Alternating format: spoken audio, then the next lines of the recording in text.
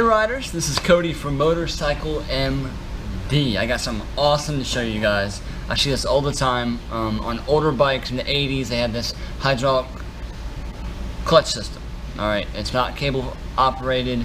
They use a slave cylinder to push the push rod and help the clutch out. Okay, they use it on GL 1800s, 1500s as well. But it's mainly becoming more of an issue with the older 20-year-old bikes because no one changed the brake fluid out.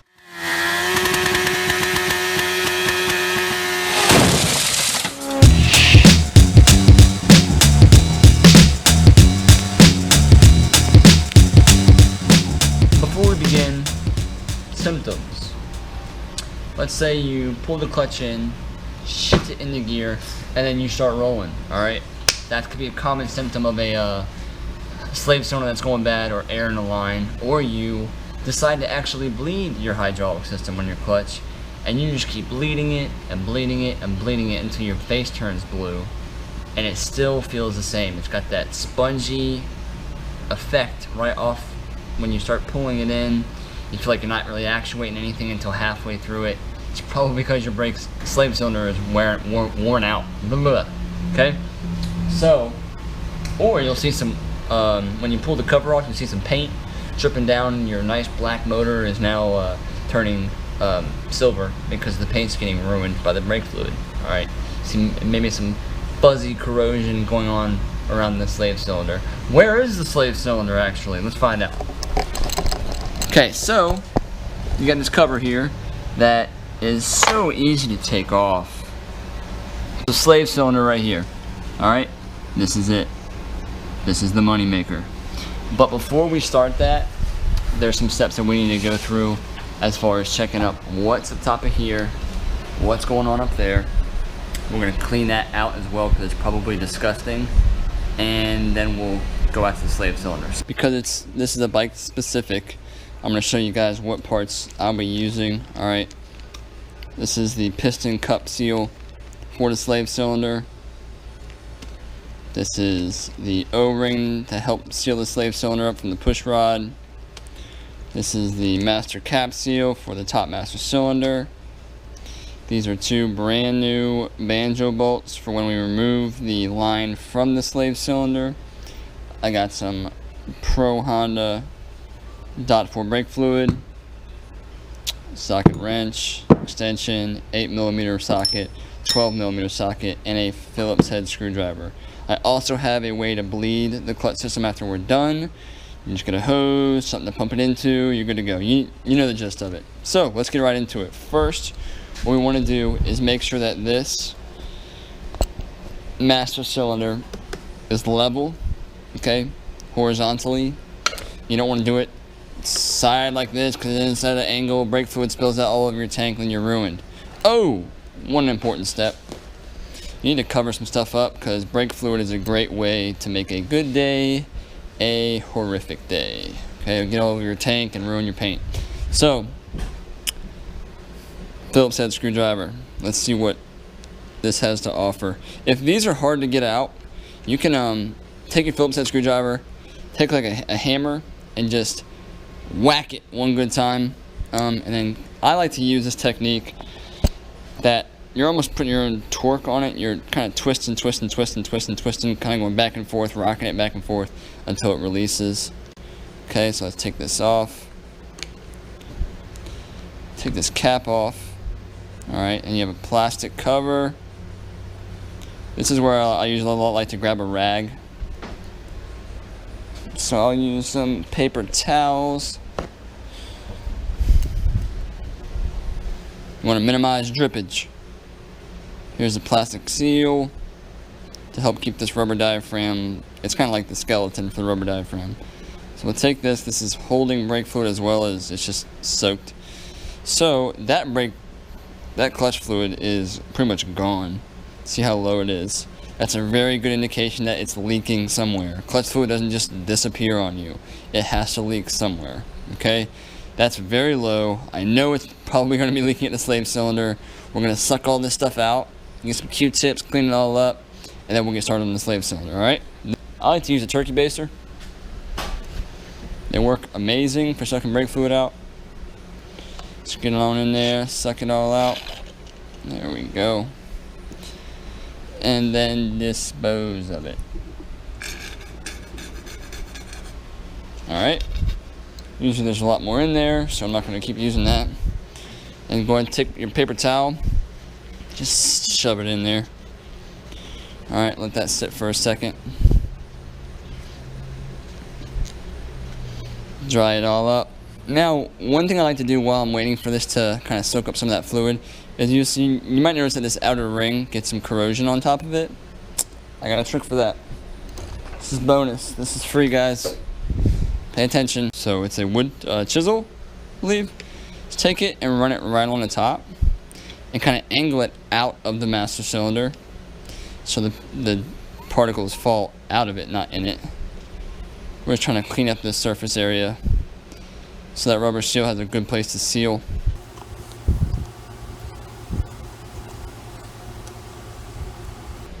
Awesome. You might even notice some crusties on the inside. See that? Just disgusting. Brake fluids are important, guys.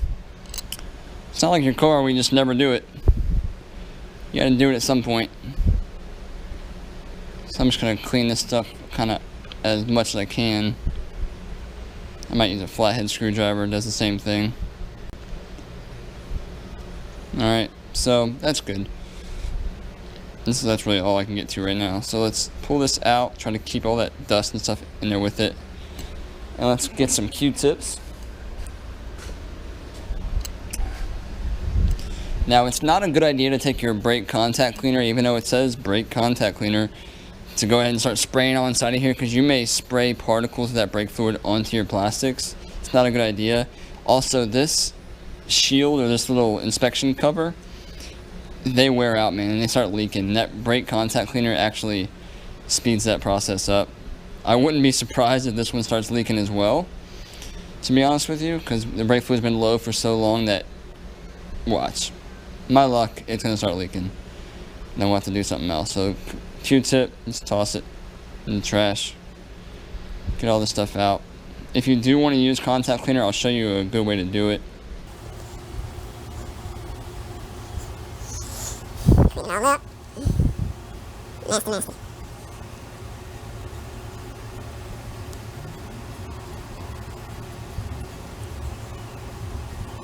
Alright, so let's say I do want to use contact cleaner. I'm going to be really careful with it. Go ahead and grab it. You also want a towel. Try to cover up that inspection hole, as well as making like a mask for when you spray inside. And with the fluid that got on the paper towel, you can use it to soak it all back up again.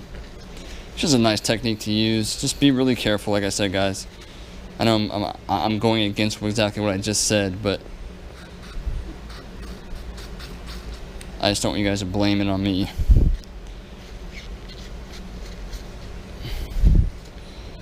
Alright, so we're getting pretty clean. I'm going to take this little metal tang out.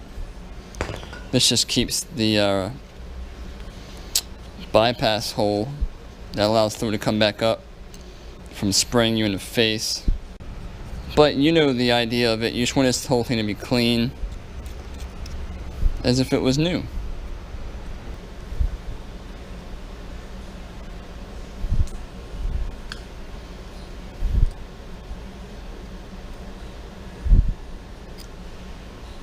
Awesome. That's clean, which is great. We're going to go ahead and put a small amount of brake fluid in it, and I'll show you guys why. Just going to fill it up partially. Cool. Alright, so we're going to go ahead and remove this slave cylinder now. Alright, so let's grab our tools. We're going to just remove it right now, alright? We're not going to take that line off yet.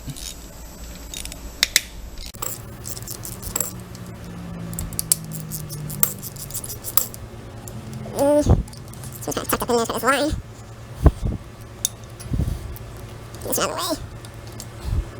Alright, so If you're running into the problem that I'm having is that line's actually in the way, so what we'll do is we'll just move it really quick. Because the idea is to keep that line hooked up. So I'm just gonna break this loose, move it out of the way.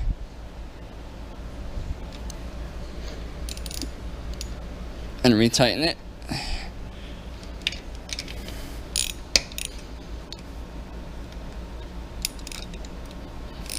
Awesome. Sometimes it's hard to get that piston out.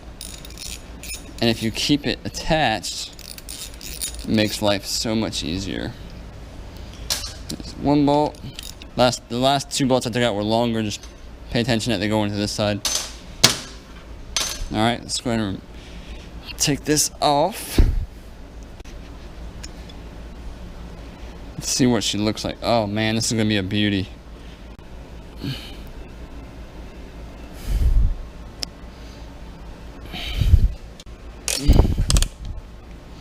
My rod is stuck. Okay. Look at that. Look at that. Look at that. Look at that. Would you look at that? It's gross. There's your problem. Okay, so what we're going to do is I'm going to use the hydraulic brake lever and push this piston out. So once I get it out partially, I'm going to shove a rag underneath here just in case I pump it out too far. Once that thing gets out far enough, you can stop. So, alright, that's all she's got right there. She just went boom. So, let's get this line off and pull it out.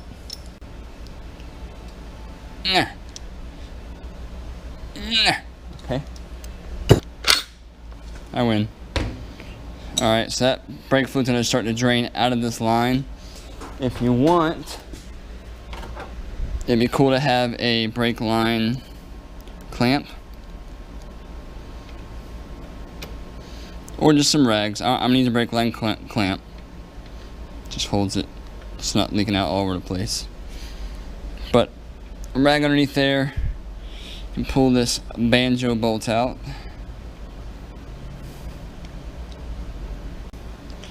Let's pull this thing out completely. That only goes in one way, obviously. Okay. So as this brake line bleeds, I'm just gonna wrap some rags around it like this. Okay. Cool. That's what I'm talking about right there, man. Too much light. Do you guys see that? That is just crazy. That is crazy. I'll show you guys what's gonna come out of this thing.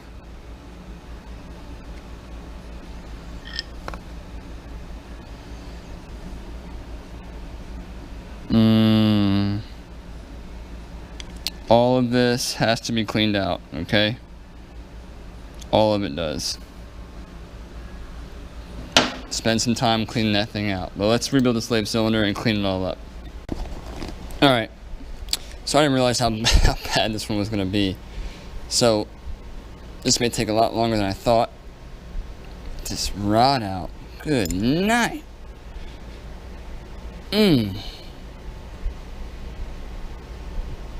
That jank is stuck. This might need some heat. There we go. That's got to be cleaned up.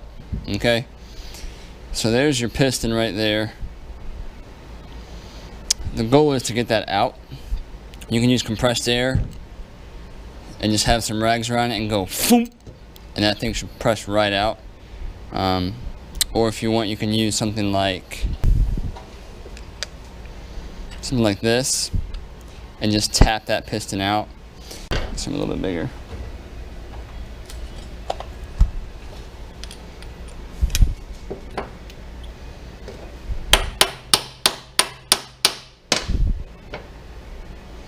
Yeah, I'm just kind of putting this edge up on something. It's just coming out. So I'm gonna put some rags down there. All right. That's just a really easy way to get it out. Doesn't hurt anything. So that's out. Here's your piston. Alright, man, this thing is just so nasty. Okay, Okay, so now what you want to do is just spend some time cleaning this thing up, alright, with whatever means possible. The seals you will be replacing is this piston seal right here, this cup seal. Notice the orientation of how it sits in there. The piston is getting pushed out, so this fluid has to sit behind this lip, okay? This seal up top is what we're also going to be taking out, and you can just get that out with a flathead screwdriver, and it should come right out, okay? The cup seal, you can do the same thing with like a pick, some kind of 90-degree tool that you got. Just gonna get underneath it and pull it off without stabbing myself. Or you can cut it, because you're not gonna reuse it anyways. Alright, there we go. There it is. Okay, so you're worried about cleaning this outer piston. This is all, it almost seems like it's rusted, to be honest with you. You can use steel wool, Scotch-Brite pad, whatever you want to use, and go at this thing. You can use some some light sandpaper to get all the corrosion off of that. I'm probably going to use a wired wheel, but this is where your ingenuity needs to come into place, because you got to make sure this is smooth. All right. So I'm going to spend some time cleaning this thing up. All right. I'm also going to clean up the inside of this slave cylinder itself. This whole outer portion, all of this stuff has to be cleaned off. All of this. What a mess, man. Alright, just get it nice and smooth. This whole outer section has to be smooth. The piston has to be smooth. Replace the seals. And when you're done, we're going to reinstall it. I'm going to show you guys how to do that here in a second. Clean. Alright. Got my piston all clean. I went ahead and already installed the seal. To be honest with you, I just did a long video. I was halfway done installing it and I wasn't recording, so I'm sorry guys, I'm not gonna take these seals back out. But so this is all clean. Got this all clean. I got the inside land clean, got the inside before I put the seal in, that nice and clean. This is nice and polished, it's smooth, and I got this cleaned out. Okay, get the push rod out. That's nice and clean. Now there's two things I want to tell you guys. All right, two things. One, that I'm sorry, I forgot to tell you about the gasket that mates the slave cylinder to the case. It's not crucial because this is not actually holding fluid. The fluid's inside of this slave cylinder. But for the sticklers out there, you want to replace the gasket. If you don't want to, just clean it up, put some RTV on it. It's good to go. Number two, alright, see that seal in there? You're probably like, oh man, I forgot to get a seal. I need to replace that. It looks like crap. No, because this seal seats against this case from the inside. Okay, so in order to effectively or accurately get that seal out, this motor has to be dropped. This case has to be removed to get that seal from the inside. All right, because there's a lip. It's very deceiving, I know. You can probably pull that seal out, but there's a lip here that it sits up against. Okay. Now I have replaced this without doing that. Okay. I don't advise you doing it, but I'll go ahead and tell you in case you already jacked up and pulled it out. I cut 2 slits on both sides, even on that hole. Okay, so I made them just wide enough to take that seal and slide it in sideways. Once I got it in, I turned it 90 degrees and pulled it back up against the case. It was sketchy, alright, but I got it to seal perfectly. I used RTV around it, and it worked out great. I never had a problem with it. So there is a way to do it. Cut a slit there, cut a slit there, slide that seal in sideways, flip it and pull it back up against the case. It's doable, but it's sketchy. And don't blame me if you jack it up, okay? I'm just letting you know, just leave it how it is. It's fine. It looks junky, but I promise you it'll be okay. Unless you are puking out oil, which you're probably not. Okay, so push rod. I went ahead and cleaned that up so it sits inside of here nicely, like so. You can go ahead and push that back in there. No problem. Alright, let's go ahead and reinstall after you know this is clean. We're going to reinstall this piston, and what I want you to do is take brake fluid, put on some on your finger, rub it on the inside of here. okay, so that this will slide in nicely. Now this seal that you got on, make sure that when you put it on, because you might put it on and it'll go on like backwards or like inside inverted, all this crazy stuff. Just pop this seal, just go around, use your finger, use a tool, and you're just going to kind of pop this seal until that other end sits up flush against the land of that piston, if that makes sense. Just make sure it's straight. You want the cup side of the piston holding back the fluid, okay? If you have it on backwards, take it off because it ain't gonna work. This seal should just sit nice and flush. You don't have to worry about mashing it all the way down in there. Just put it nice and flush on the top of this piston, alright? Seals on correctly, both seals are on good, awesome, let's keep going. Put the piston inside of the cylinder, spring, guys, spring. Put the spring on, small end goes against the hole, or the little nub. Use a little flathead screwdriver, and you can use it as like a shoehorn, okay? Kind of push in while you're applying pressure on the piston. Just kind of slide it around. Now we got some spraying action. It's working great.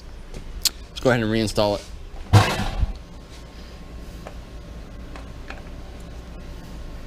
Okay, grab your long 6mm bolts.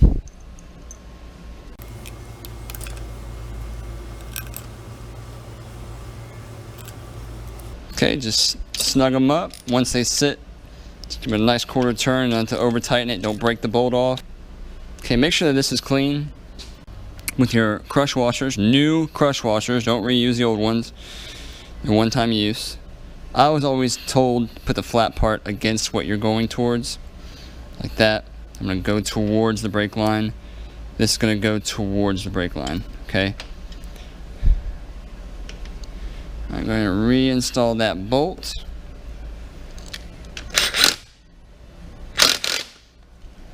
Snug it up, quarter turn, that's all it is. Alright, so that's on there, awesome. Now let's bleed this bad boy. There's a bleed valve right there up top. This is like a regular brake bleeder. It's an 8mm wrench. Alright guys, let's bleed this thing out now. Got it lowered down. I'm going to show you guys a technique that was taught to me from an ancient samurai, and it'll really help you get this thing going by yourself, so you don't need a friend. Fill up with brake fluid. I had the bleeder valve open with the hose going to a bottle, just like you would on anything else. Alright, now I'm going to use my pliers. I'm going to hold on to this brake line. Okay, I'm making a one-way valve is what I'm doing. So I'm going to hold on to this, so y'all can see. I'm holding on, I'm adding some pressure, and I'm going to use my hand and push or pull through that one-way valve. It's making it so when I push, it's not going like this. It's just going to go one way and stop, one way and stop, one way and stop. And it's going to bleed out that system. All the air, everything's going to come out. Alright, so once you start pumping this air through, you'll see it's going to drop tremendously. No problem. Add some more brake fluid.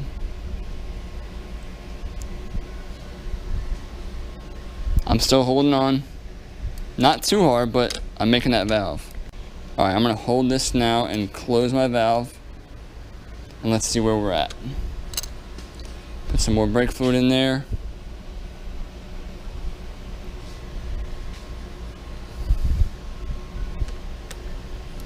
Oh man. Night and day difference. It's starting almost immediately, just like it should. The clutch slave cylinder is going to work perfect now, I guarantee it. Oh, it just feels so good. The guy's going to be like, what the heck did you do? Alright, so one thing to pay attention to as well is there's a brass fitting down in here. This is extra, guys. This is free. Brass fitting down in here. Okay, those wear out really easy because it's soft metal. You want to pull this pin out, completely pull the lever off, and make sure that that's not worn out. You'll see it starts to really concave in. Lube it up with some all-purpose grease. Waterproof is best. Put it back in there. Sometimes you get that gapping feeling on like there is air in the line because that thing is worn slap out. Because there's a bunch of play in the clutch. You'll notice that. If there is, replace it. It's a quick fix. But man, this clutch lever just feels fantastic. So that's it, guys. I'm gonna put the cap back on, clean up what I was doing. That's it. Slave cylinder rebuild. This happens all the time on older bikes. It's easy to do. Just take some time, take some effort, take some finger power, and just a couple of parts and tools. You guys can do it in your own garage. I hope this helps you guys out. Please subscribe to my channel. Please head on over to motorcyclemd.com. Check out the other free videos and blogs that I got. I put something out every 2 weeks. It's great content. It's free. Again, just subscribe so I can get your email, so I can send you that stuff to you before anybody else gets it. Alright, I also have an Instagram account, Facebook account.